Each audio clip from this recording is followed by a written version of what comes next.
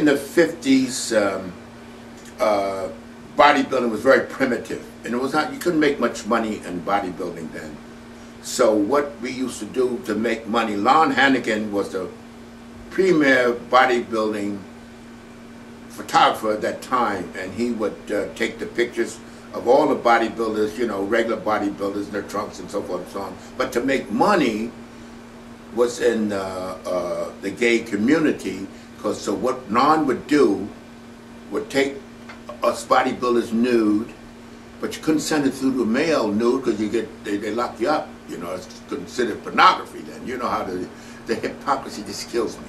So Lon would paint around with removable ink the pictures that they would order, because the gay community knew that all they had to do was take some water and take off the ink, and then they could see your penis. But Lon couldn't send it through the mail like that, and the way he made money is to sell his the pictures of his bodybuilders naked, and then paint over the penis with the removable ink so he can mail them out. And that's how he made money, because it was just, and I tell you, even in those days, it was so hypocritical and phony. Even in those days, he made a nice living. He made it, you know, that's how he made his living, really, because there was no money in body. It was primitive then, you know. They were all in muscle bound, dumb, and all that kind of stuff. Now you don't even hear the word muscle bound now. You know, it's amazing that the evolution of it all. But that's the basics of those pictures, and that's how, as I said before, without that we wouldn't have had Lon, because nobody wanted to get in photography taking bodybuilding pictures. No money.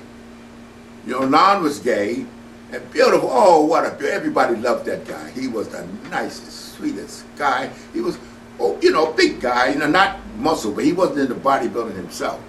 But he knew he had the feeling for bodybuilding, had the feeling for us, and he related so well with us. Everybody felt so comfortable with him. You know, nobody was like shying away. They didn't want to show their penis and all. They didn't give a shit with Lon, because he had that special connection. But the point is, as I go back before, you get these pictures of all of them, and a lot of the guys weren't really well built. Some of them were just attractive looking to send through the mail. But he concentrated on the bodybuilders primarily. And that's the whole story as far as these booklets go. And he put out booklets and sold them. And I was always fascinated, because my nature is to dig, you know. I would sit there, hey, Lon, what do you do? You know, nobody would ask questions. I always was surprised how people just walk around like they're dead in the head. They just don't want to know from nothing. And I'm not that way. I just wanted to know what's going on. And that's how I learned. I mean, some guys didn't even know why he put paint that black ink over your private part. They didn't even know why he did it. They didn't realize until I asked Lon first, why you do this? I didn't know. And he said, because they take the water and it's removable ink. And I said, oh, holy cow. None of these other guys, you know, it always fascinates me how people are so content just to go along. Don't want to know from shit.